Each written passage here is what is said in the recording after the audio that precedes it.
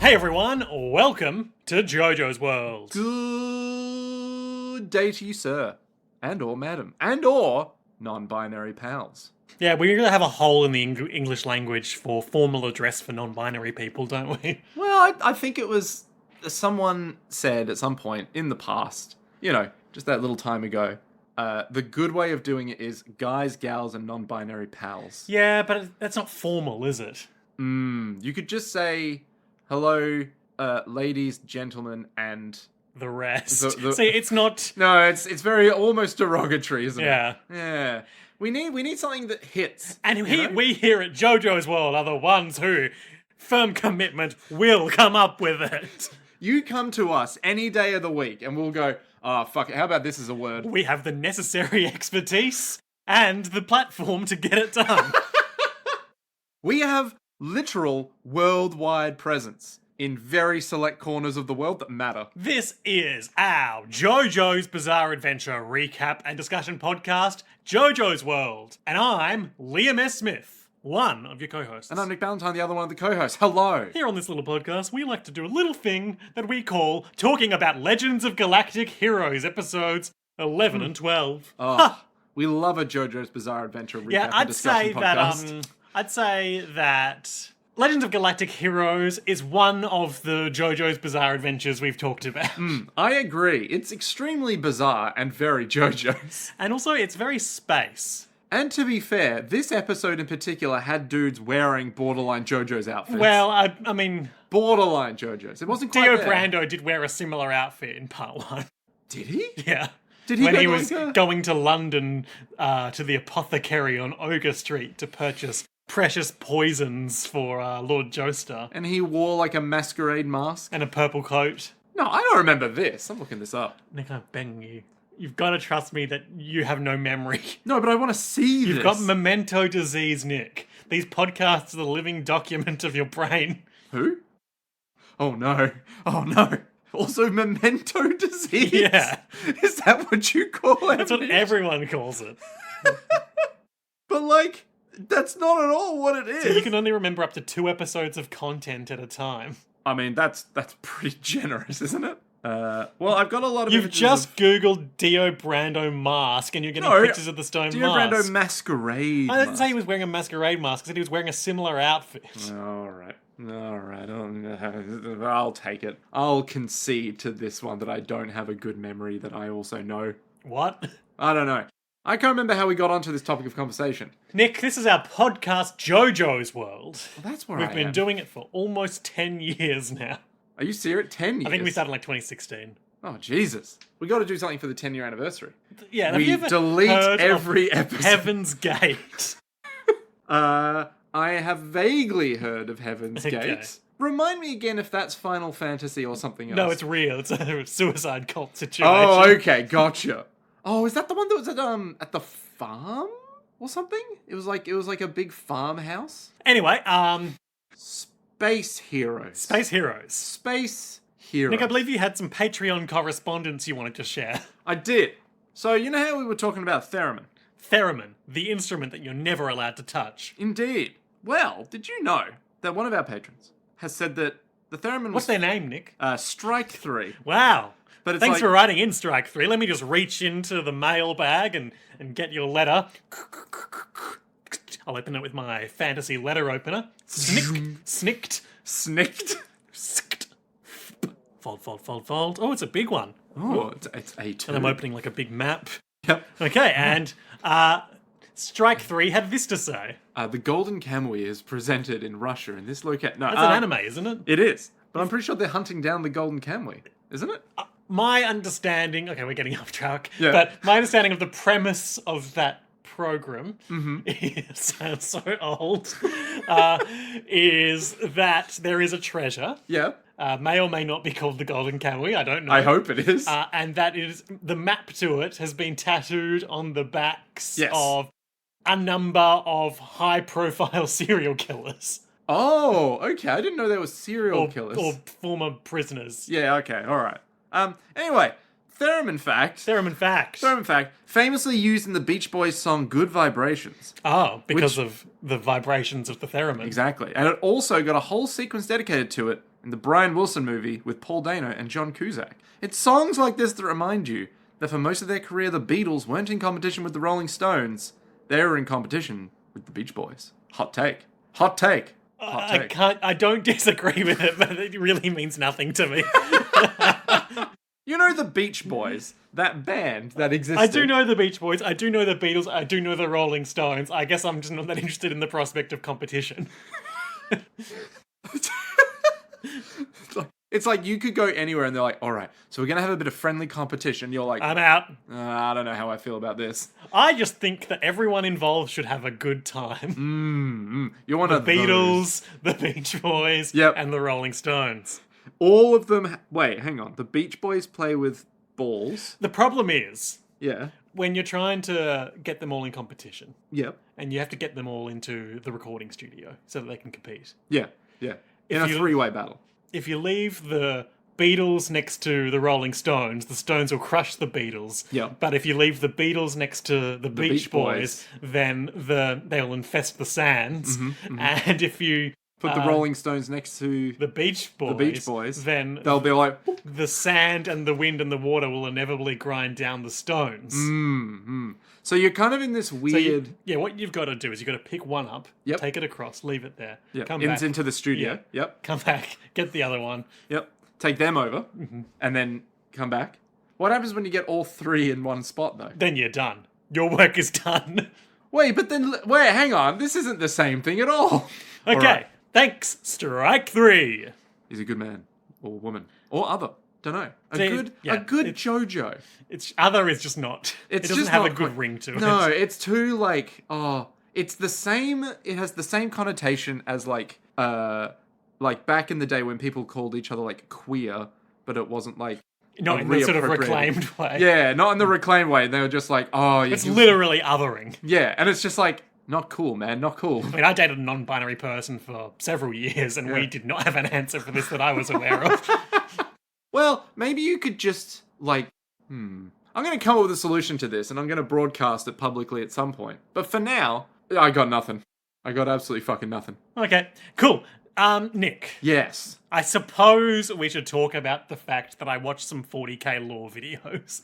Oh my god. Don't act like you're not. Oh Don't act my surprised. We were God. talking about it earlier I'm today. so shocked. I can't believe I'm tearing you down didn't the tell me. artifice of this podcast. You're full of shit, Nick. You're fully aware of this. So literally the day you did it, you messaged me and you were like, "Hey Nick, I just watched a thing about 40k." So here's the thing. Yeah. A few nights ago, my power went out at 2:30 a.m. And you, in a moment of weakness. Well, and it turns out that when my power goes out at 2:30 a.m., my air conditioner makes a loud beeping sound, and I didn't know what that was, and it woke me up, and I was worried the apartment was going to burn down or something. As one naturally does. So I was awake, and I was reading a forum thread about 40k at 2:30 a.m. Which forum? Wait, let me guess. Was it something awful? Somethingawful.com. I knew it. The book barn sub-forum for the 40k books. Okay. And that's not like just like the novels. That's like any books of 40k. The fiction books, not like the play books. Yeah. But this isn't talking about, oh, here are the stats. It's like, here are the novels, here's what we got from the codexes. I here's what we assume got so. from- Yeah. So I was like, Oh, boy. okay, you know, this I've never delved into this. I know the broad concepts of most things. And I have refused on multiple occasions to explain this to you. I think we did a Nick's Picks where you explained it to me. Yeah. And I refuse to fully explain anything further. And the reason I am bringing it up is because I watched a couple of lore videos. I've checked out, what's his name? The Emperor? No, the content creator. I was gonna... Oh, the chill guy. The chill guy, Ian. The guy who looks like he uses Inquisitor deodorant. Ian or something like that. Yeah. He's just like a very normal Englishman speaking calmly about the fictional concepts here, and he's not going like full Fash fan or anything. He's And there I being enjoyed like, his content. he's And there. I remember over lockdown in 2020, I had previously watched this guy Bricky on YouTube. Ah, good old Bricky. Who he did like two 50-minute videos, Yeah. like quickly summarizing each faction. Yeah. That's why I knew a lot of the broad concepts. I checked out his podcast, Adeptus Ridiculous, where they kind of do a thing like what we did with JoJo's, where he knows a lot of stuff and there's another guy who doesn't, and he explains it to him. Wait, do I know a lot of stuff, or do you know a lot of stuff? I know a lot of stuff about JoJo's. You hadn't seen any of it. Yes. I more thought you meant generally. Kind of the founding dynamic of our podcast, if you recall. No, I more meant like... Christ almighty. I more meant like, in general, it's like, I know a lot of things. The other one doesn't. Anyway, so I checked those out, and they're enjoyable listening. And the reason that I bring it up is because we are, of course, doing the great Space War TV show, Legend of Galactic Heroes, which in the episode we watched today organised the deployment of 30 million troops into hostile space, which is 40k coded. Yeah, very 40k coded.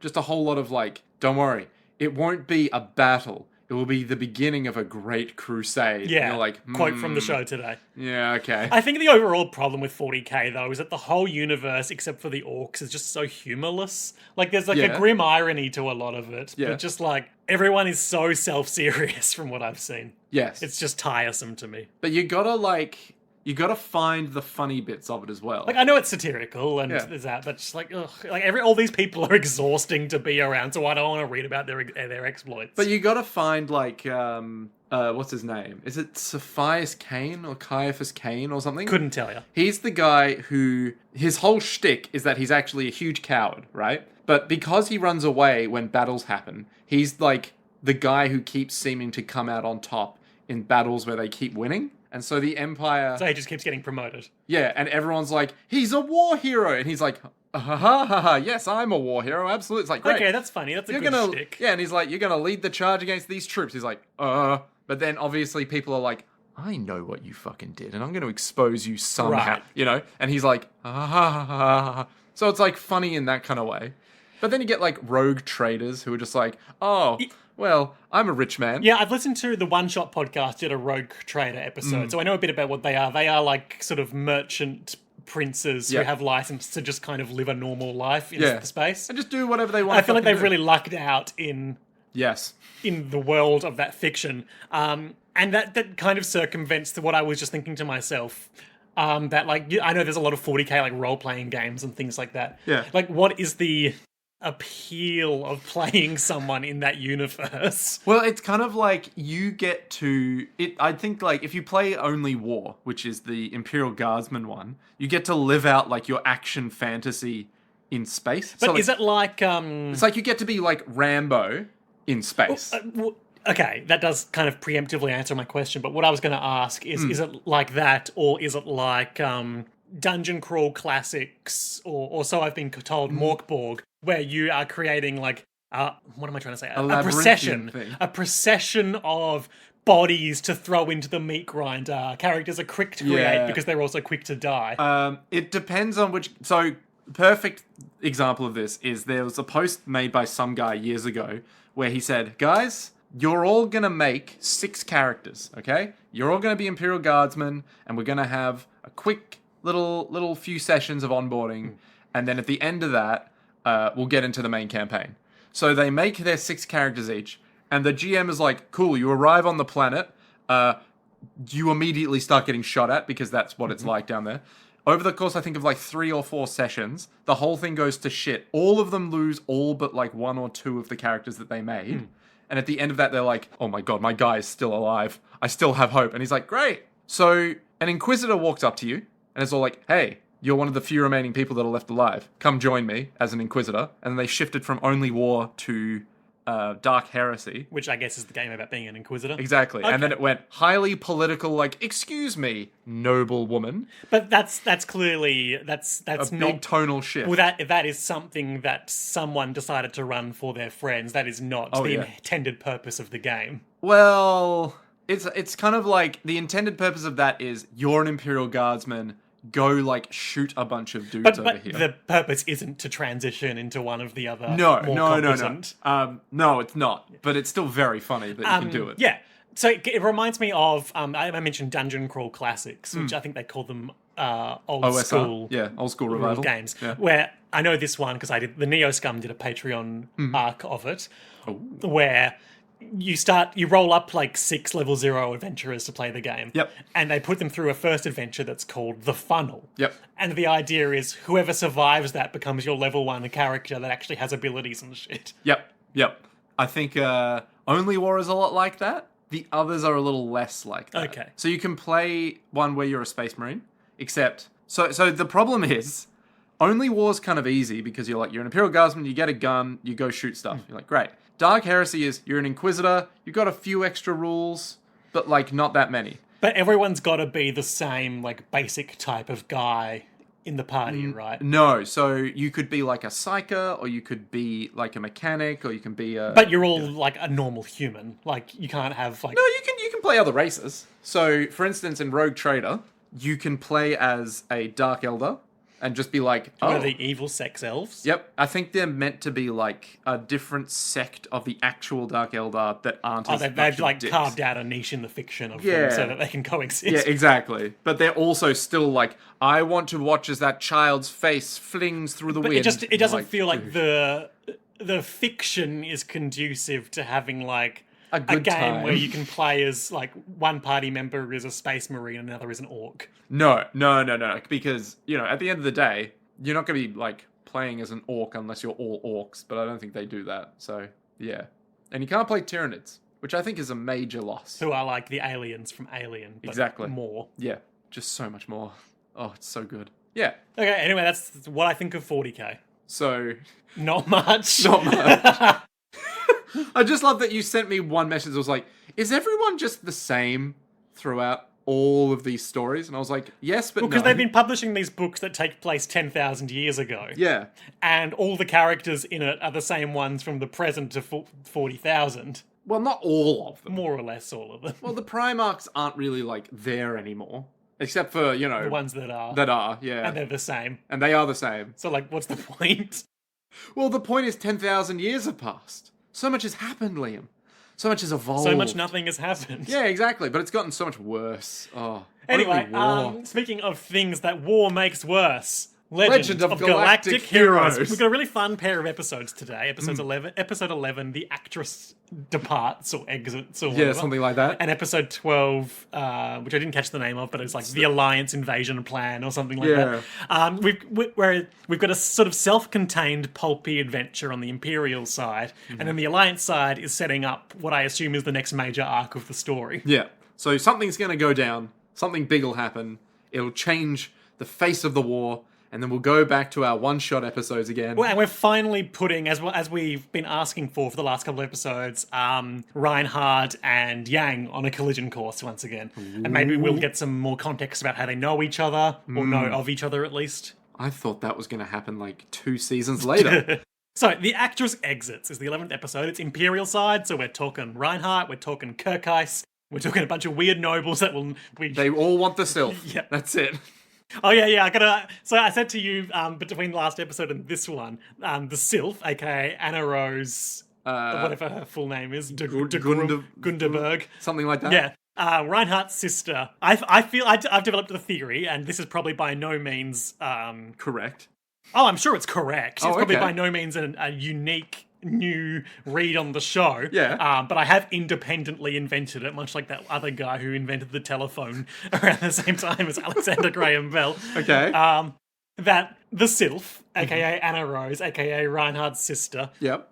because of the way her narrative in the story and her lack of personal agency or seemingly interest as a character exists in the show, and the fact that Reinhardt and Kirkheis are both so constantly in love with her in their own ways, and constantly talking about that, she exists as a proxy for the love between the two men to be depicted in a way that wouldn't contravene the social mores that perhaps depicting the homoerotic love between two men on TV in that era might. I think you encapsulated that perfectly when you said, oh, they have to talk about the Sylph so that they can't talk about each other. Yeah. And I was like, yes. She's the proxy for their love. Exactly. But she's more than that. She's sort of tanking the aggro of both of their love.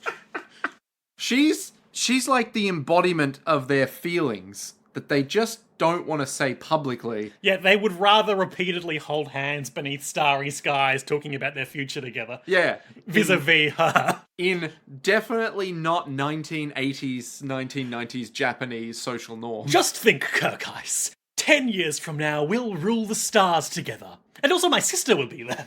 Ah, that'll be great. We'll all sleep in one big bed with your sister between us. And of course, sometimes she'll be busy, so she won't be there. But importantly, we'll be talking about her then. Ah, a perfect time for us to get very close to each other and discuss your sister in great detail. Lean in towards me more, Kirkheis.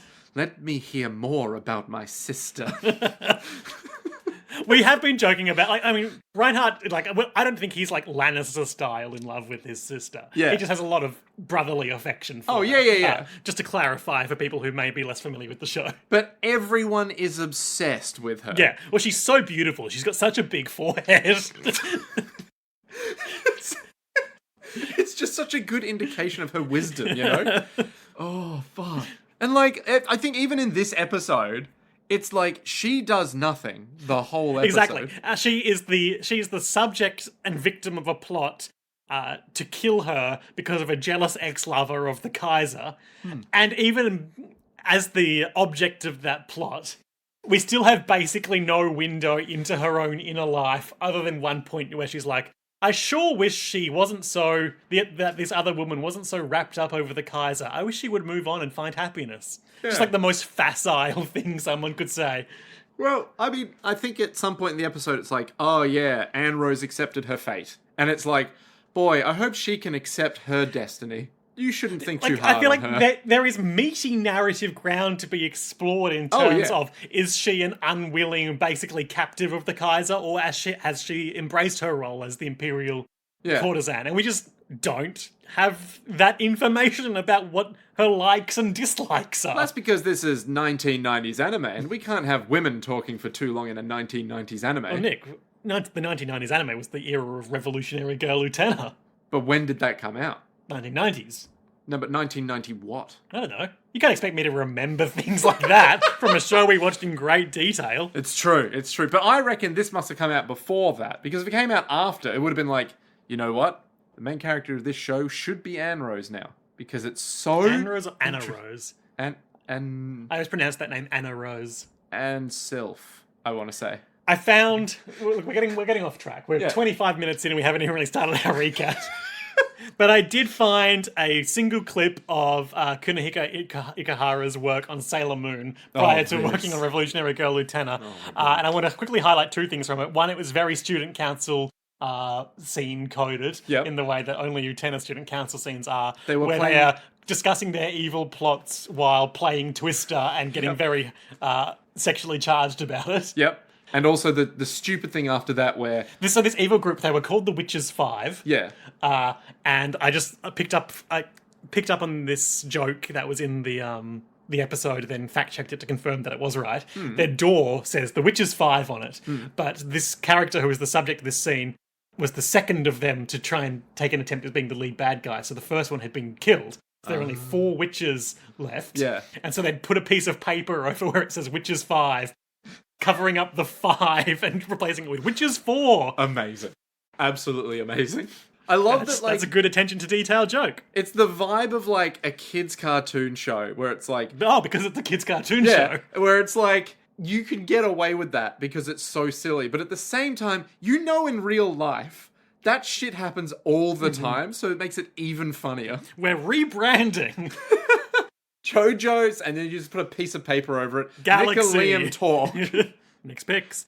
Oh, hell yeah. So yes, The Actress Exits is the 11th episode, and it's actually drawn not from the main Legend of Galactic Heroes novels, but from the 6th chapter of the novel Star Crusher. Star Crusher? Yep. Oh my god. It's one of the Gaiden novels. Oh my god, what a fucking amazing name. Hell yeah. Wait, the Gaiden novels? I thought Gaiden was the remade anime, isn't it? Nope. Oh, okay. Never mind then. So Gaiden in Japan is a catch-all term that they use for side stories. Ah, I see. So it's just a bunch of this was going on while all this was happening, whatever kind of vibes. Yeah. I don't know what the literal meaning of it is, but you'll often see it appended to, a smaller story told in a piece of media that is canonical with the main plot, but doesn't directly intersect with it. Yeah, like JoJo's Bizarre Adventure Gaiden. You could say that, like, no, I'm going to give you a sincere. I'm going to give you a sincere answer to this. All right. You could say that something like Purple Haze Feedback or Crazy Diamond's Bizarre Heartbreak they'd are a be- JoJo's Bizarre Adventure Gaiden. Yeah. But we've never heard of a series that's called JoJo's Bizarre Adventure Gaiden. No. That would be ridiculous. That lacks any sort of originality or insanity that Hirohiko Araki would provide us with. So, we are told about the history of the Kaiser once again. Friedrich IV. And a series of beautiful portraits demonstrate to us that when he reached his mid-40s, he departed from the hedonistic pursuits of his youth and sought companionship. First with the lovely Marquis Benemunde, who is the villain of this episode. Susanna Benemunde. Susanna Benemunde. Hey. That is a name that I think is more at home in the Free Planets Alliance. Susanna Benemunde. Is it Benemunde or Dean Mund or something? It's Benemunde. Benemunde! And then we get the origin story of how Anna Rose was ensnared by him. And I'm going to quote this because it's ridiculous. Oh, it's so weird. One day, on a street corner, an Imperial staff member saw Anna Rose von Musel, a 15-year-old girl. She was summoned to the court to accept Friedrich IV's attentions. She was given the title of Countess Grunewald. Anna Rose accepted her fate. So weird. 15 years old. And literally it's like, oh, she looks good. Go on then. Bring her in. So we have a That's scene it. where Friedrich and Anna Rose are attending the opera. We don't know what it is. All we see is a woman... We see like a sort of crusade-style castle with a woman in red dying before an assembled chorus. And the Emperor kind of nods at Anna Rose and like, let's get out of here. Foreshadowing. Yeah, I suppose so. It is Yeah. foreshadowing of the fact that a woman dies in this episode. Classic storytelling. And anyway. as they're leaving, obviously the Kaiser only went there so that he could tell Anakin about the tale of Darth Plagueis the Wise.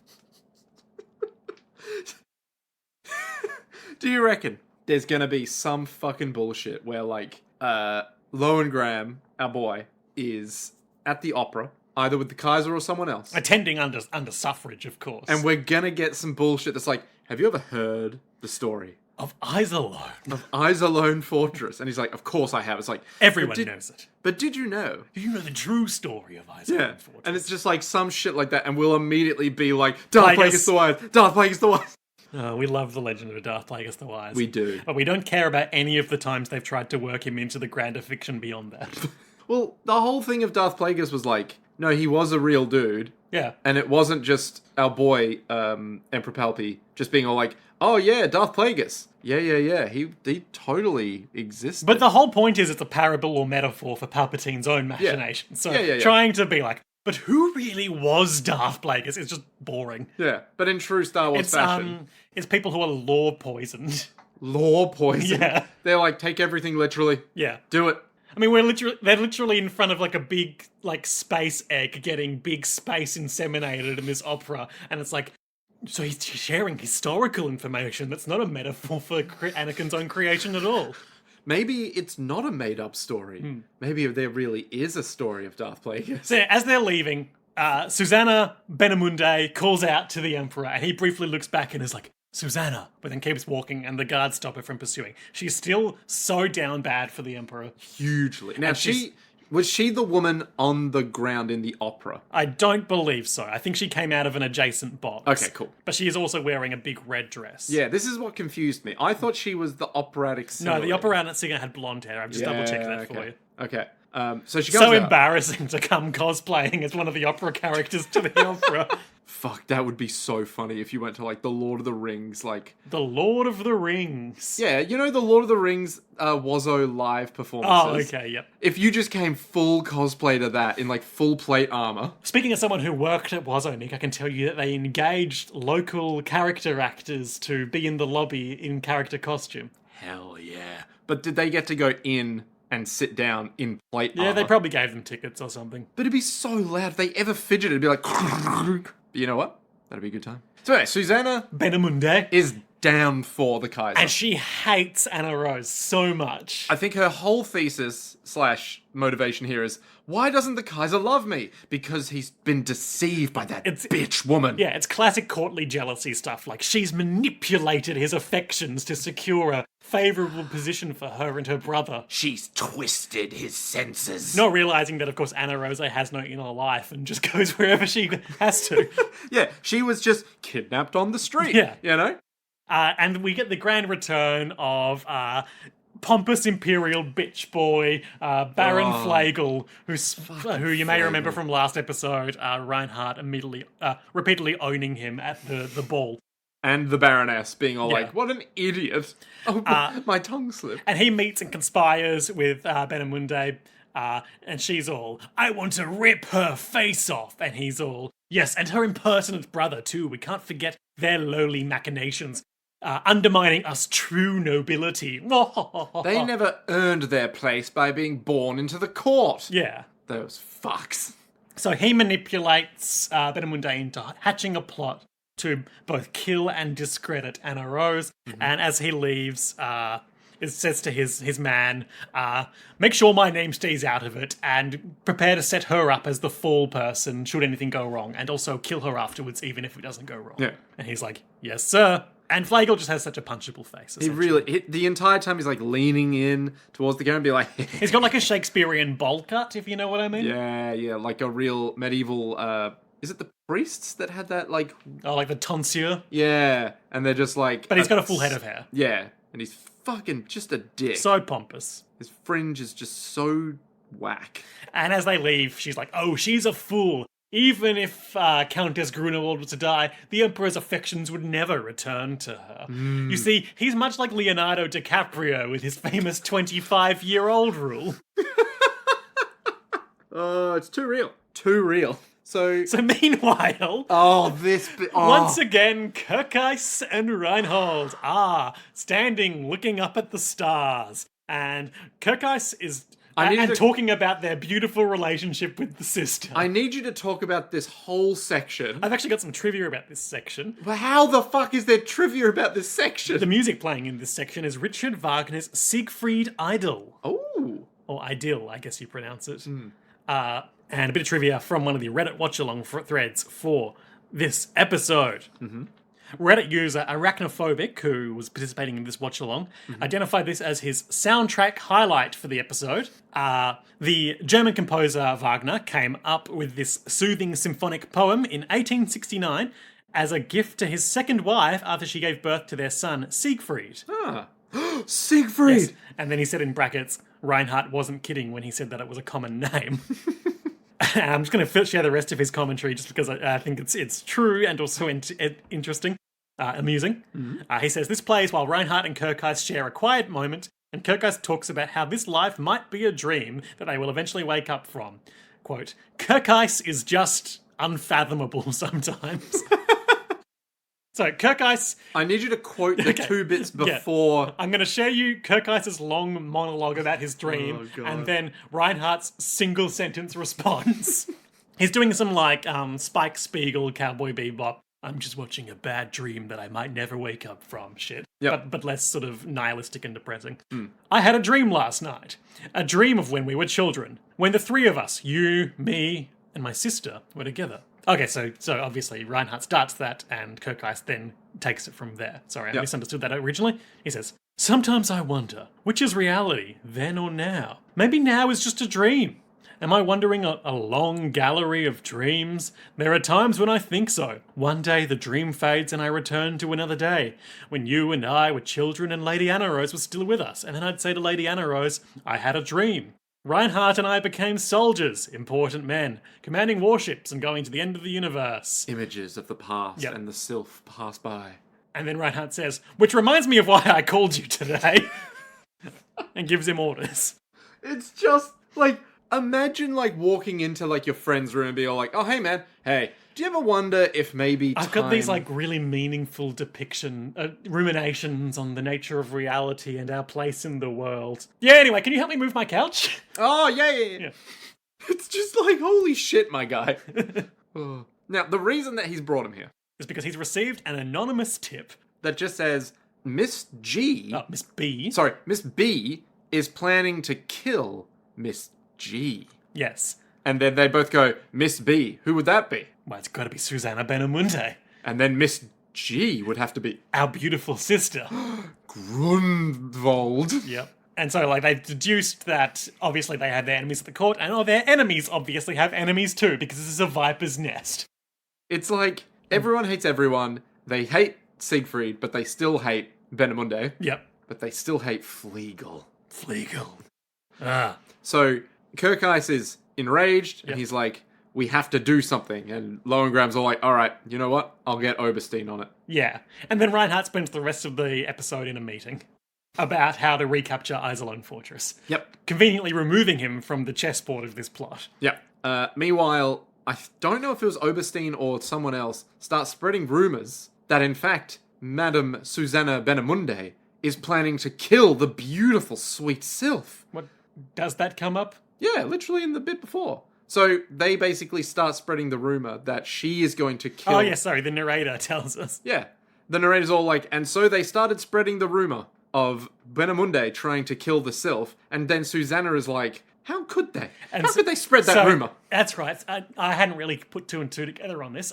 But yes, so as a result, the Kaiser sends the Prime Minister to Susanna Benamunde's mansion that she stays in at the pleasure of the Emperor and be like, sorry, you got to go back to your country manor now. Yep.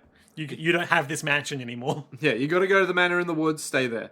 Susanna is like, how could he? Why couldn't he come and tell me himself even? I know why. It was that wretched bitch of a Sylph. That woman. A heinous, vile whore. More like Silk, sister I'd like to kill. Weirdly, a nicer acronym. Yeah. So the Prime Minister is like, you just gotta leave. He's like, I've never actually heard Miss Anna Rose say anything bad about anyone.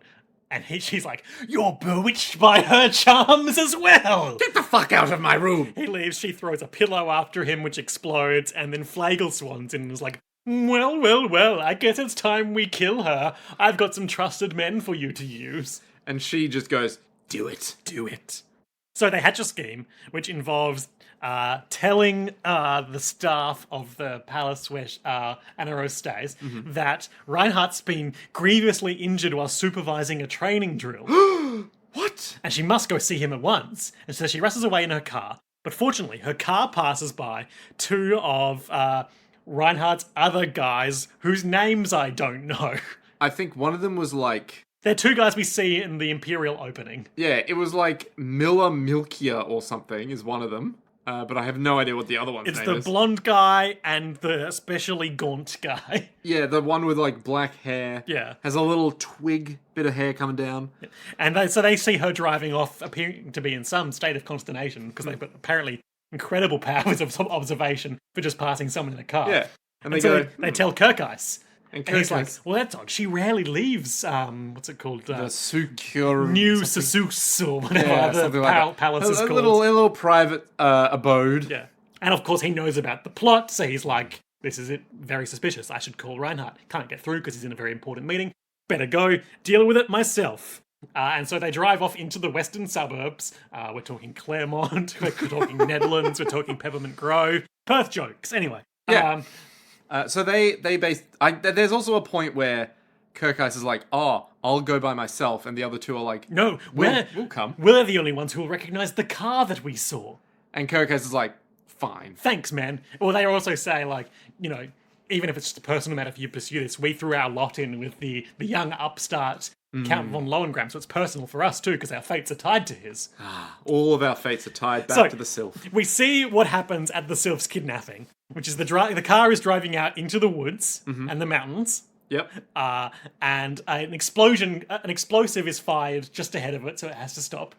And then men in purple cloaks, purple hats, like fedora-brimmed hats, and golden masquerade masks run up and put a gun to her face. And it's like, ho, you've got to come with us. Like, dressed like classic highwaymen. Yep. So one of the things that Susanna was saying to Flegel is that they're not just going to kill her. That would be, too kind of a death.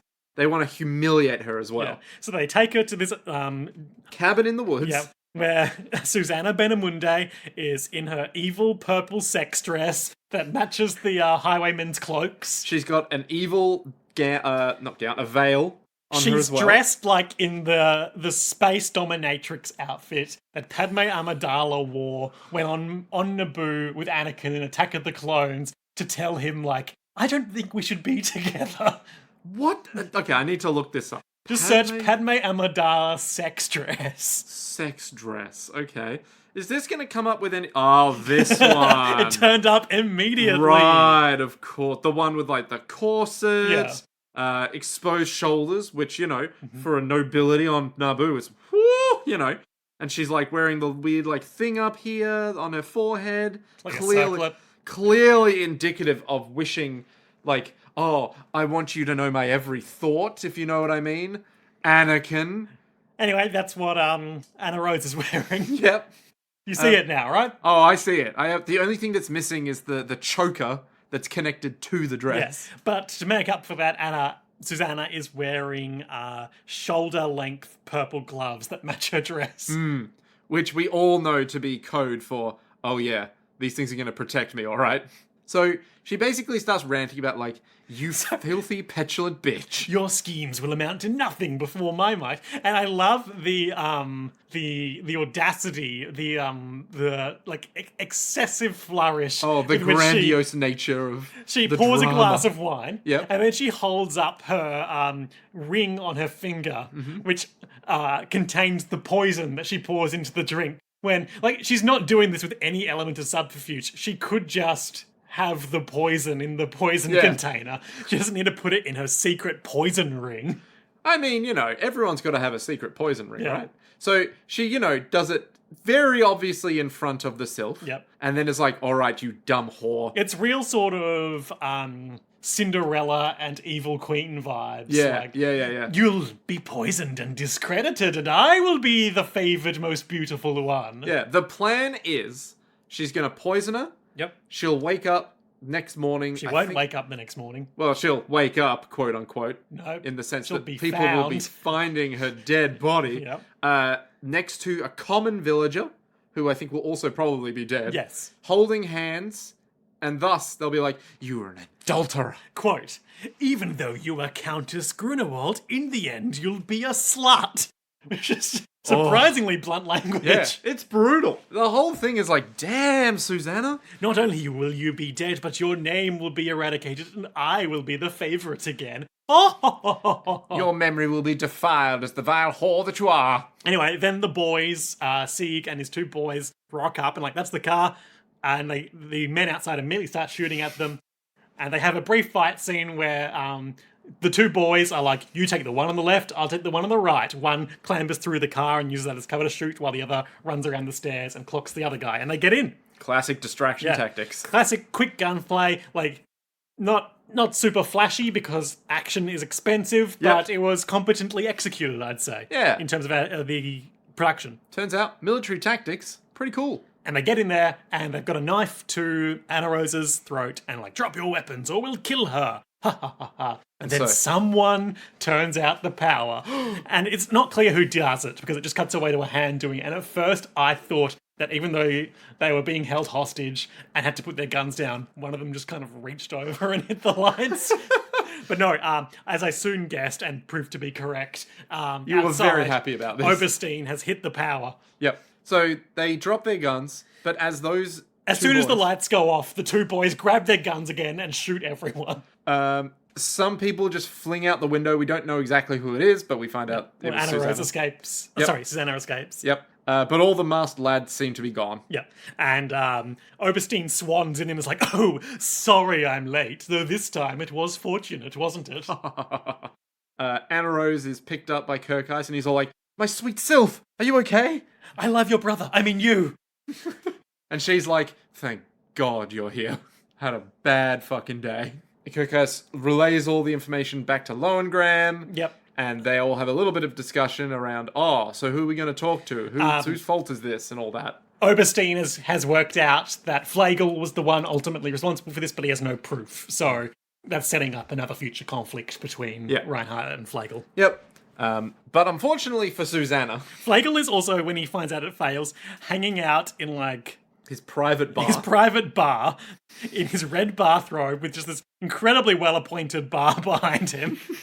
So much wine. We're talking taffin, whatever that is. What the fuck is taffin? We're talking... There's clearly some rum here because it's got palm trees on it. That's some real Fazan shit. Yeah. So, Flegel is like, as long as my name isn't attached, Susanna can totally just take the blame. And the Kaiser is like, oh, Susanna, maybe I shouldn't have let it get this far. I better fix this right now. Yes, we'll let her do it painlessly. Yeah. And she's hauled before the Prime Minister. Prime Minister and the assembled, like, high command of the military, like... the Admiralty and... Yeah, so Reinhardt's there, standing at attention, and... she's very distraught that the Kaiser isn't there, but basically the Prime Minister reads out the decree that she is to be put to death because of trying to kill Anna Rose, but because of his affection for her, she will be allowed to commit suicide. And because it's courteous, the Kaiser may even attend her funeral. Yes. And the music starts to swell. It is Beethoven's Eroica. Beethoven, let me just double check that. Yes, Beethoven's Symphony No. 3 in E-flat major, Eroica. I recognised it, but not by name, and double-checked that. It's quite dramatic, and she is like, she's putting on quite an operatic performance, swanning around this room, even though she's being held by guards, being held is a strong all term. I wanted was to see the Emperor, the Kaiser again. Gesticulating arms out. And she sees Reinhardt and is like, you and your despicable sister, spits on his face, and then they force her to her knees and open her mouth and pour poison wine down her throat. And she's like, no! No, the very plot that I tried to employ has been used against me. Foreshadowing! And then she dies. And then she dies, and it's a happy ending. The actress exits. I'm just skipping through my notes to see if we get a coda with Reinhardt after that at all. Oh yeah, he's walking away and he passes Flegel in the streets and he's like, Flegel is like, well. And Reinhardt's like, I won't let you get away with it next time. Ha! Oh man. And then he visits the sister and they're all like, oh, it's so sad that this happened. Yeah, the Sylph is like, have some compassion for her situation as well. And then it's like, the Kaiser has Anna Rose. And the dynasty continues to decline. Yep. The end. Great times. Meanwhile, on the other side of space...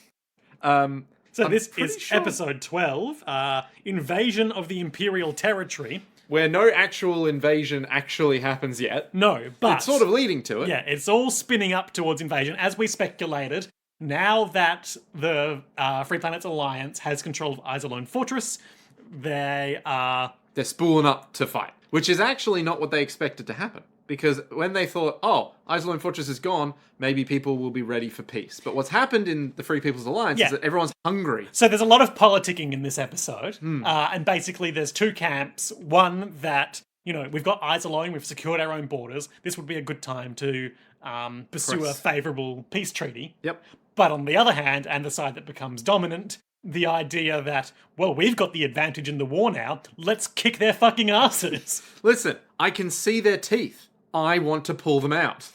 Let's go fuck them up. Everyone, save for maybe 3 characters, and they're all, sane. I can think of 5 off the top of my head. Oh, no, you're right. Sorry, I forgot the military ones. Yeah. Yeah, so there's maybe 5 or 6 characters who are all like, I don't think invasion is a good idea. We also got introduced to, and we'll get to this in due course, in this episode, introduced to a new contender for the FPA's side for most punchable face. Oh, fucking Fork. Andrew Fork is the name of this character. And it's not spelled in any weird ways, it's just Andrew Fork. Yeah, so the subtitles and annotations we were watching today was Andrew Fork, like the piece of cutlery. However, the Genipedia has it as Falk, like Falklands. Oh, like Fork. Yeah, Falklands. Right, Falklands, right. Okay. However, I would prefer to stick with the funnier Andrew Fork. Andrew Fork is such a Lil Andrew Fork. Fucking Andrew Fork. And he's... Okay, we'll get to it in due course, but he's introduced in the funniest way. We are seeing like a series of shots from across the planet Heinessen of, The Death Commandos. the what are they called? The Secret Police. The Patriotic Night Corps, like Yep. openly assembling and rabble-rousing for more war, and then our military establishment protagonists, Yang, Dwight Greenhill, and the other guy whose name I forgot. Not, wait, Greenhill? No, Dwight Greenhill isn't that guy. Yeah, he is. That guy. That's not Jess's dad. Yeah, it is. What? He seems too young. And what's his name? Just the Admiral. Sithole. Sydney Sithole. Sydney Sithole. I always forget such a good name. Such an Arrested Development coded name. Yeah, so we've got Yang, who is the soldier. We've got Greenhill, who's sort of like a sort of commander. You say that. Yang is a vice admiral now. Yeah.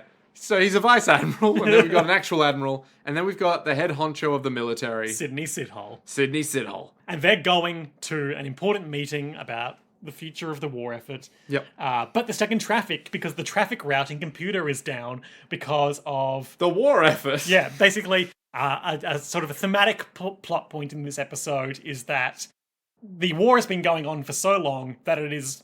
And this again is a little 40k coded. Yep. The war has been going on for so long that it is Degrading the normal. it is degrading the structures and civilian infrastructure by drawing away the talent pool required to maintain and supervise maintain the systems and QI and everything. yeah, So they needed like 30 engineers, but there's only 20. and a lack of experienced staff. Yeah. So an input error in the traffic control computer has shut down the traffic grid for at least the next 4 hours. So they all hop out, and there's this traffic controller guy with a whistle, It looks like Super Mario. and he immediately recognizes Yang. He's like, "Hey, you're Yang Wen Li." Oh, can I get an autograph? And he's like, no. No, Listen, I don't do that anymore after that thing in the restaurant last time. Listen, we need to get through here. How can we do it? And he's like, oh, well, the traffic computer's down for the next 4 hours. And they encounter Joan Labello, the Secretary of Treasury. Yep. Who looks like a real sort of Casablanca-style 1930s fancy man with his pencil moustache and finely coiffed hair. He looks like he's a guy who doesn't like mobsters. He's butler-coded. Oh my god, he is. He is butler-coded. He's like a guy who's from, I want to say like an Italian mob, but isn't in the Italian mob. So like, he wants those vibes, but he doesn't want to be a mobster. Sure. So at first we're positioned to think, oh, another fucking selfish politician here, angry at the traffic. But it turns out he's a political ally and a childhood friend of Commander Sydney Sithole. Yep. And so they immediately are like, Sydney, you son of a bitch, what are you doing here? Oh, we're going to take a helicopter from the nearby public park to our meeting. If you'd like, we can drop you off. And they rib each other a bit, like, oh, you soldiers are... I didn't tell they were joking at first. I'm going to quote this exchange, because it initially painted our good friend in quite a bad light. Yeah. Generally, you soldiers are impossible. You took 500,000 prisoners at Iserlohn. Couldn't you just finish the matter cleanly? Where will we raise the funds to support them? Then you're suggesting we should have just killed the prisoners? Of course not. This is a democracy. We can't do anything that barbaric. And Yang and Greenhill are on the back just laughing. And they take him with them in their helicopter. They drop him off at his important meeting about the future of the war. I think, like, there's something to be said about this scene, right? Because the movements of characters happens so fast. It's a good distillation of, like, the storytelling of this show. They go from on the highway, no park in sight, right? There's nothing. And they're just like, what should we do? Should we kill them? No, this is a democracy. Next shot. 3-second shot of the helicopter taking off. And then the conversation is now in the helicopter. Yep. And you're like, oh, okay. And then next shot, we've dropped him off. Yep. And then, who's that nearby also getting dropped off via helicopter? It's Trunicht. Oh, well, this is a big meeting. So I think the commander... We spend some time in the Free Planets Alliance High Council ruling meeting where they are voting on whether or not to... do anything with to the invade war. Imperial territory. So the commander notes that this room is where basically all decisions get made. It's the room where it happens for you Hamilton fans out there. Maybe get some taste in more interesting musicals, but Damn. that's right. I have evolved since I last talked about Hamilton on the podcast. Damn. You can have both uninteresting and interesting musical tastes. But there's a whole bunch of dudes here. They're like treasurers and secretaries of state or whatever. So, yeah, I don't think we need to go through it beat by beat. Basically, our allies are Joan Labello, the treasurer, and he makes an economic argument that the war is already stretched as we saw with the whole thing with the traffic grid, the war has already stretched the civilian population to its limits. Pursuing more would cause complete economic Implosion. collapse. It's just not And worth it. can we just print more paper money? Which, that stopped us for a second, paper money. Yep. But maybe that's a translation thing. I don't know. Who knows? But one of the guys No, that is would like, just lead to inflation and Exactly. blah, blah, blah. Economy. On paper money, I do want to quickly divert something I meant to talk about last episode. Yeah. When we saw, we're running along, which again we are this time. But there's a point in last episode where Yang called a taxi for someone. I think the guy they found being beaten up by the Patriotic Night Corps. Okay. And the way he called that taxi was he held out what looked like a credit card, a space credit card, Yeah. with a flashing light on one end. Yeah, and yeah, that yeah. paged his self-driving Uber. And I just thought that was such a fun piece of analog space technology. Obviously, it's one of those things where, divorced of not foreknowledge of how our technology actually evolved to have phones and apps and things Yeah, like that. everything's on a consolidated It's device. a good guess for how that kind of thing might work. Your payment thing can just call the cab to you, call the cab to your location. It's like Uber, but it's a card for It's Uber. built into your payment card instead of being built into your phone. Yeah, exactly. Which is Just stuff, and it's credit card shaped, but it's kind of chunky because it's got to keep technology in there. Yeah. It's got to keep technology in there. Yes. So we're introduced to a few different members of the ruling council, including Huang Lewis, the chairman of Human Resources, who is one of the few allies to our man Joan Labello and the peace effort on that council. We of course know Job Trunicht. Trunicht. So he, for some reason... Secretary of Defense. Yeah, he for some reason is actually, I'd agree, going to war isn't really gonna do any good for us right now. We've been at war for this long. Pushing our advance here is probably a bad idea.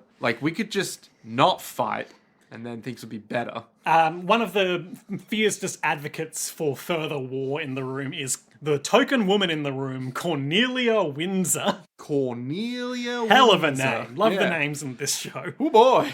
She says, she takes a really sort of what am I trying to say? A noble approach. No. An honourable approach. No. A aggressive approach. No, it is a patriotic rhetoric approach. Yeah. As opposed to the sort of logistical and policy-based arguments of some of the other people in the room. It's very propaganda, self-serving. Hey, but this nation wasn't built on freedom. It was built on freedom.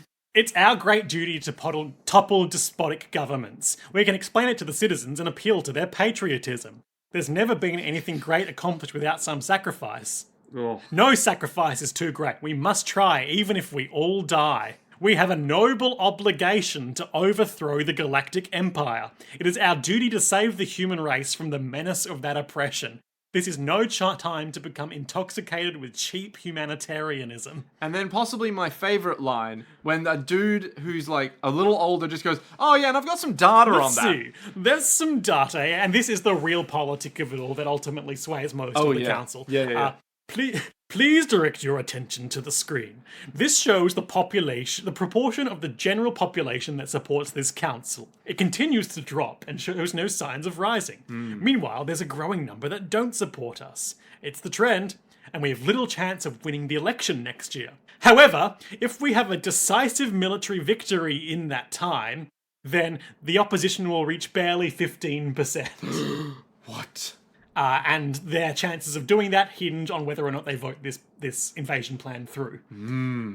So pretty much, even though our man Joan Labello objects, pretty much everyone in the room is persuaded to wage war for the purposes of holding on to political power. Yeah, so Joan and his boy, whatever his name was. Yep. And Human resources guy. Trunicht. Yeah, and surprisingly, Trunicht, they're the only three who don't stand for an aye vote. So it passes, and then Cornelia Windsor is like, well done, everyone. Round of applause. And they all start clapping. And what's his name? Joe Labello is all like, I can't believe it. And his bud comes over and is like, it's okay, we'll get him next time.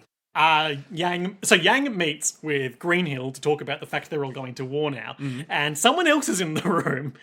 Fuck me. And they are briefly watching Trunicht's press conference where he's like, yes, I'm a patriot, but that doesn't mean I'm always a war advocate. That's right, I didn't vote for the dispatch. He's basically, Political shuffling and he's doing a bit of wedge theory. wedge theory? Yeah. So my guess would be, in terms of the real politic calculation that's going on here, is that if the invasion goes well, Yeah. like all the rest, he will bask in the reward for it. Mm-hmm. If it goes poorly, he can position himself to say, I didn't vote for it, those fools! They should trust me as the Secretary of Defense. I know what our military capabilities are. Yeah. So they're talking about it, they're like, ugh, that true Nick, yuck, yuck. And the other guy in the room is like, what? How can you not support the war effort? And Yang says, sorry, quite excuse me, but who are you? And he says, why, I'm Commodore Andrew Falk. Fucking hell. And he looks like Seto Kaiba, but lamer. like If he Seto looks Kaiba was a military man if Seto Kaiba used couldn't wear that, if Seto Kaiba used more eyeliner and had a less wasn't allowed to wear a big ostentatious billionaire coat, if he was poor and shittier, crew cut. oh, he's just and he wears a beret and you're just like, shut up. And Commodore Andrew Falk, never going to not say his full name, is the one who submitted the proposal for the invasion. So he's another rising star in the military like Yang, but he is...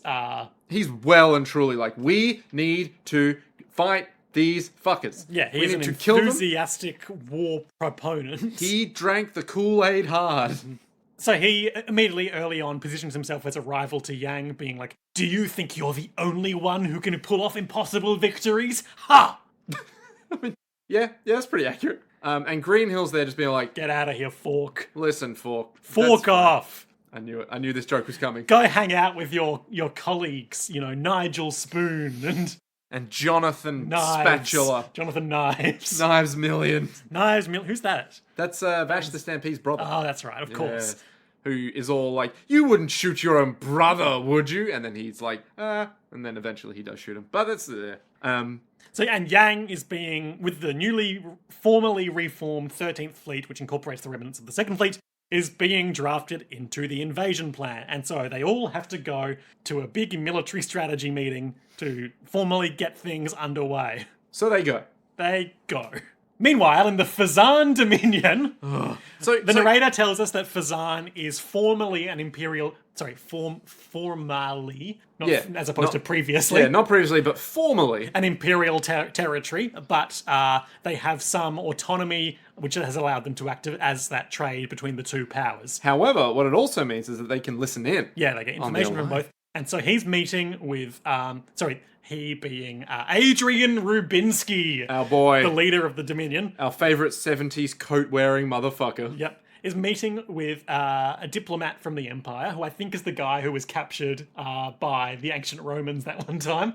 Oh, he does look very much like that guy, doesn't he? And they are meeting at the country manor of one of Mr. Rubinsky's beautiful lovers, who pours them wine and immediately leaves the show.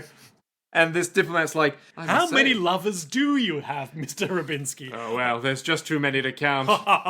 I'm so fucking rich. Now listen, I'm not here to brag about how many women I have sex with. But it is a lot. Let me count some of them off. You see... There was rubella. So they basically rubella a disease? Yes. There was rubella, there was syphilis, coli. There was, what is it? Tuberculosis. That's what I was thinking of. Yep. Listen, that was a slow one, but boy was she worth it. So they're basically like... Messy, though. Listen, hard to breathe by the end of it.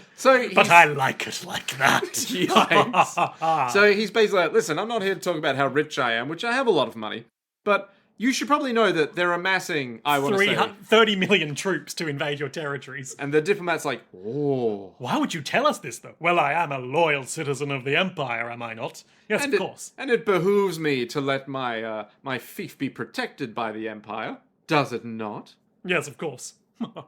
Well then, I am a rich man. Yes, anyway, I'm going to go make some more deals and have some more sex. Goodbye. And everyone's like, damn, he's got a good deal going. Adrian Rubinsky has got it figured out. Oh, just be an asshole and you too can have everything you ever wanted. At the Alliance military organization meeting, basically, Admiral Kazalnu rattles off everyone who's going to be involved in this. I'll quickly fly through some names, but I'm not going to do all their ranks, just because there's some funny names in there, like Lazel Lobos. Oh, Lobos. And you've got your big Rear hitters Admiral Barainen. Yeah, you've got your big hitters like Greenhill. Vice Admiral Lufeber. Oh, we love Lefebvre. Vice Admiral Bucock. Vice Admiral Hogwood. Some real phallic names in this team. Bucock, Hogwood, Cockdick. Richard. Vice Admiral Appleton, who looks like Chuck Norris. He really does. He looks like a Chuck lumberjack Norris. and his name is Appleton. Vice Admiral Al Salam. Vice Admiral Ulanfu. Borodin. And Yang is there too.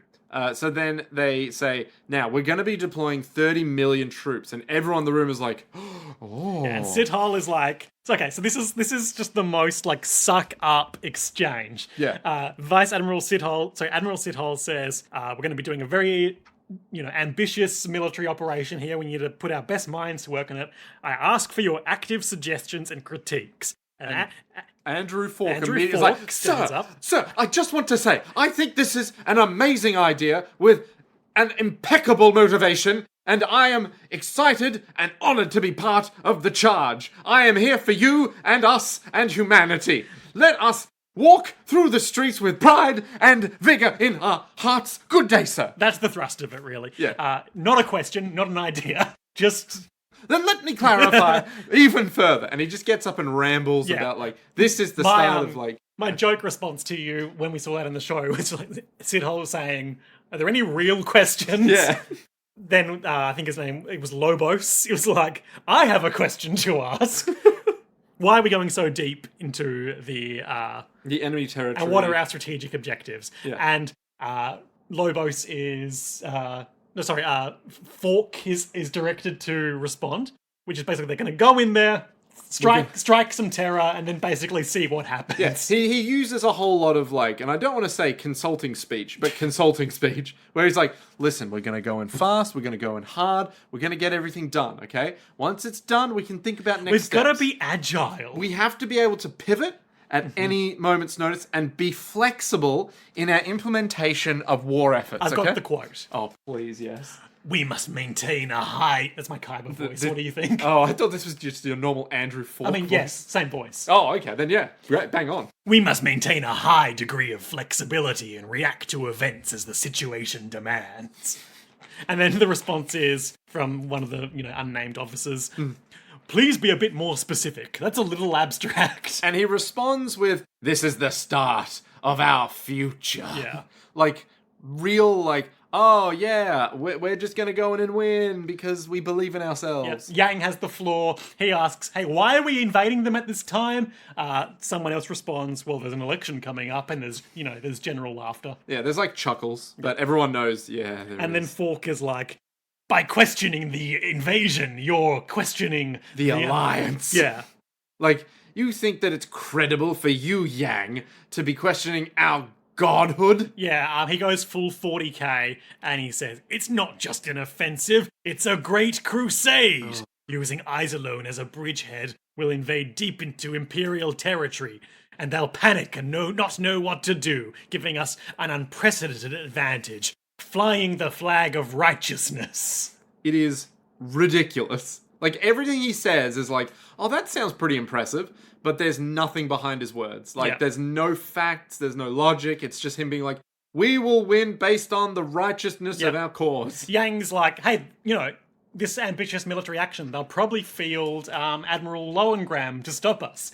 And so we've got to be wary of that. And Fork is like, that's basically treason to question our success. Yeah, literally everyone's a bit like, Lowengram. Oh yeah, Lowengram. But he is young. Yeah, I don't think we have to worry too much about him. He is young, he could fuck up. And Yang says, yeah, but if we fuck up even worse, then he'll win. It's not about how good we are, it's about how bad we could be, right? Think about that, you dumb military antagonist. I've got the Fork quote. Go on.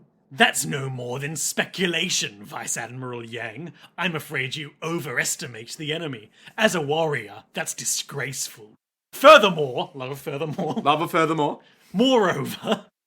Furthermore, you lower our allies' morale, weakening their resolution. I think you're helping the enemy. Gasp.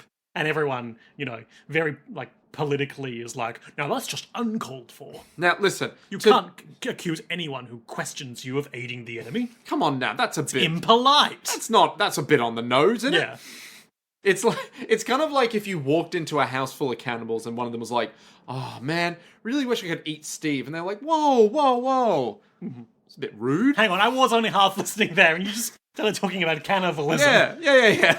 So it's like, if you go into like a house of cannibals and one of them is like... Love that band. Yeah, and they're just like, oh, I really just wish I could eat Steve. They're like, whoa, no one's going to eat each other, all right? Come on, man, chill. Be cool. Anyway, then Fork just keeps talking and we fade to black and everyone else has left the room and it's the evening. Yep, and it's just Sydney and Yang sitting there depressed about the state of the Alliance. And Sydney basically tells Yang that the future of the Alliance military comes down to either him or Fork because they are the two most promising young officers. Somehow. Yep.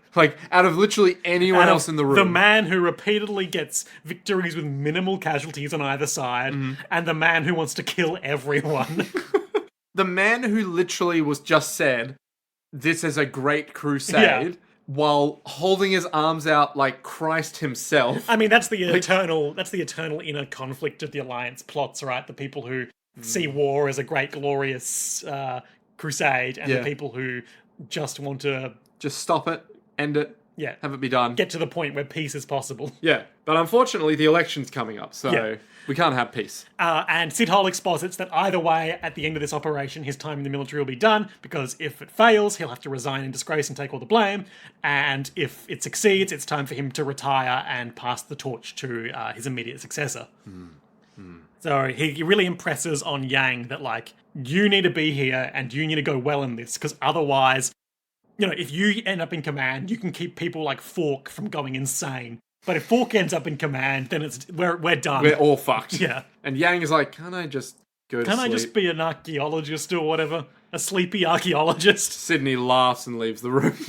I think they have a bit of discussion on, this really is a strange state of affairs, isn't it? You truly are a legendary galactic hero. You think about the Empire, it's ruled by one guy. That doesn't work. Think about the Alliance, it's ruled by, 8 guys. That doesn't really work. And Sydney's like... That's right. So the quote was, it reminds me of those the shots from those episodes of The Simpsons in the 90s of the Democratic National Convention and the Republican National Convention, where the Republicans have all these banners saying, we're evil, we just hate you. Yeah. And the Democrats have all these banners saying, we hate ourselves, we don't know what we're doing. Yeah.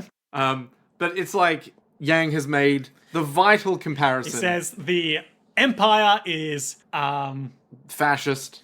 The Empire is governed by a small group of nobles, and that's a bad way to govern. Yeah. And the Alliance is governed by people too concerned with their own re-election and is therefore governed poorly. So both are governed... No, I think both of them were it's governed by a select few is the core thing that he's driving at. I'll get the quote for you, Nick. Okay. Hell yeah. Okay, so it's actually in a previous scene. Oh, it's when he's talking with Fork. It's when he's talking with Greenhill. Oh. But yeah, when Fork was introduced. Right. And that's why Fork lost his shit of being like, how could you possibly criticize... No, he'd already left. Oh, okay. So, leading into it, Greenhill says, we must carry out our government's decisions even when we think they are stupid decisions as military men. Isn't that the fundamental principle of the nation? Besides, the people elected the government, didn't they? And yet Yang says... The Empire, with a few nobles ruling the masses, is bad government. The Alliance, with a government chosen by the people, is badly governed. Which one do you think is wrong? Think about it. Greenhill's all like, alright, easy does it, Tiger. Come on, let's go fight this war. Meanwhile, in the Empire, the Prime Minister and some bald guy we don't know, 30 million troops are coming to invade. We must marshal a response. Yes, you must send young Count Lowengram to do it. Oh, but that young upstart. But he could use that to jockey for even more power. Who cares? Let him do that. We can dispose of him anytime we want. All right. Yes, anytime we want. So literally it's the comparison here, I do like, because they're we had an entire episode of Yang and the Alliance being we should go to war or we should not go to war. And then the opposite side is hey... They're coming with 30 million troops. Oh, what are we going to do? I just send Lowengram. You're right. And that's it. Well, it's reactive rather than aggressive. But it's still very funny to me that it's like, you could have had both sides the whole episode. That's not really the way this show does things. Frankly, I was surprised we had an Imperial scene at all in this episode. Oh, okay, alright. I'd have thought they'd be like, both sides would be going back and forth about like who's going to do what or how's it going to work. Yeah, but other than those first 2 episodes, we haven't really had much in the way of stories that are told from both perspectives at once. Yeah, that's true. Other than the occasional Oberstein scene in the Iserlohn battle. Yeah, but that might all change. It's true. Once Reinhardt and Yang are at each other's throats again. Mm-hmm. As the 2 great colossi come... That man. That beautiful, sick man. Tuberculosis. So that's basically the end. Mm-hmm. What are our highlights and lowlights for these 2 episodes? When I look at the stars, I see a beautiful, serenading picture. And I wonder to myself, is it possible to live on the battlefield? Hey, that reminds me of why I brought you here. That was your Absolute highlight. Okay. Absolute highlight. Such a stupid fucking segue. And my highlight is those dumb highwayman outfits. Oh, fuck me. So stupid. Why did they all have to have capes? Because it's the Empire. I take it back. It's the Empire. Yeah, they love capes. Oh my god. Lowlights.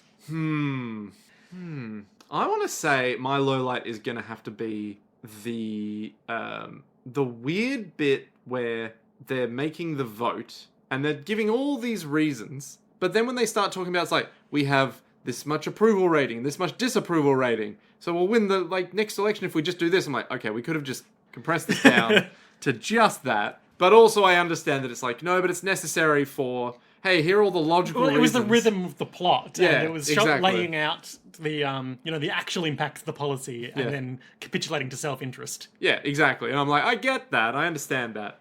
But also, it's very frustrating. I'm like, oh, yeah, okay. We'll drag this out a bit more. It's fine. Also, we've met him, and then we get that entire scene. It's like, oh, he's the only one we know from this scene. Okay, cool. Let's go, I guess. I thought it was a shame we didn't get any operatic music in that opera scene. Oh, no, but there was no time. We had to get in, get out. Lest Anne Rose be in danger, Susanna was there. Yeah, she could never be trusted. She could, who was the guy who John Wilkes Booth. Yeah, John Wilkes Booth them. Oh, man. I was thinking about that when they were in the Imperial box. Yeah, I literally was like, oh, so someone's going to try and shoot the Kaiser. Yeah. Is that what this episode is? But no, it was so much more. So much deeper. Ancient Rome shall rise again. Blam, blam, blam. Oh my god. There are people who are still just like, you know what? I reckon ancient Rome had it going on. Those people are really into Warhammer 40k. Boy, are they. Holy shit. Yeah. I think that they should put the rats from Warhammer Fantasy that I only know from Vermintide. Oh, the Skaven. Yep, into Warhammer 40k. Yeah, the Nids. No, that's like the analog. Keep them nasty rat men. Oh, literally just have the Skaven just show up and be all like, we're We've everywhere. We've got spaceships now, yeah. Well, I know, pretty much every single... They're the perfect faction. The perfect faction. They suck, and there's millions of them. Well, they don't suck, they fucking rule. They're like, hey. But they're nasty. They're horrible little guys. Yeah, they just, stab, and then they run off. Yeah. And you're like, wait, I got stabbed. No, now I'm a Skaven. And you're like... Wait, does that happen? It can happen. They stab you with rat knives and you become a rat? It can happen, yeah. Wow, I didn't know that. So, you can get stabbed and then start turning into, a beast. But that's, not how they reproduce. No, I don't think primarily. So. No, not primarily, I don't think. Nasty. Yeah. What do you reckon's going to happen next time, though? Well, I think we're going to start seeing this invasion kick off. Yeah. I reckon we're going to have Lowengram and little old Yang come to a head. We might start... I mean, it's probably going to be a long campaign, so we might not get right into that. Yeah. But, we might start having some more episodes with the rhythm like those first 2, where we're seeing the same conflict from either side of them. Yeah. I feel like there's going to be... Yang and Lowengram start fighting each other, and we're going to get some insane maneuver to push back the 30 million troops. Yeah. But I don't think this is going to go as well as Fork wants it to. Absolutely not. But I'm wondering if there's going to be we skipped over it, but there was the discussion of this invasion is going to have a really long supply line. It's going to be vulnerable. Yeah. They could easily cut us off. And then Fork was like, no, but then we'll just attack them from both sides. But I don't think that will go quite so well. Yeah. There's also the time aspect of it. I feel like there may be a period of time they're just going to skip. Yeah. Where they go, oh, it's been raging for like months now. Yeah, I wouldn't be surprised. And of those months, they've taken over here, they've taken over here, they've taken over here. They've lost, this many troops already. But now we've reached this critical point where Lohengrin comes in and, steals the glory. Kirk Ice is going to do some shit. Overseen. Ooh. We'll just be around. Yep. He's presumably still a formal military officer. He's not just his back alley dealing boy. Is he still... Because he was basically shamed Yeah. and then given to Admiral, Reinhard Lohengrin to just sit around and do fucking nothing. Presumably he can be given a command of something if need be, though. Yeah, okay. I wonder if he will, though. Or if he'll just be, off in the corner. Well, he's got those cool, clear cybernetic eyes. Look, if we don't see those fucking lasers in the next, 50 episodes... I'm jonesing for some laser eyes, and I'm jonesing for that other spoiler image I saw of Darcy, whatever his surname was, in full space pirate regalia. Yeah. Oh, man. I'm keen. Okay. So, I'm guessing we're going to see all of that and more next time on JoJo's World. That's good JoJo's Bizarre Adventure content. Check out patreon.com/JoJo's World to give us some money. Please. It genuinely helps.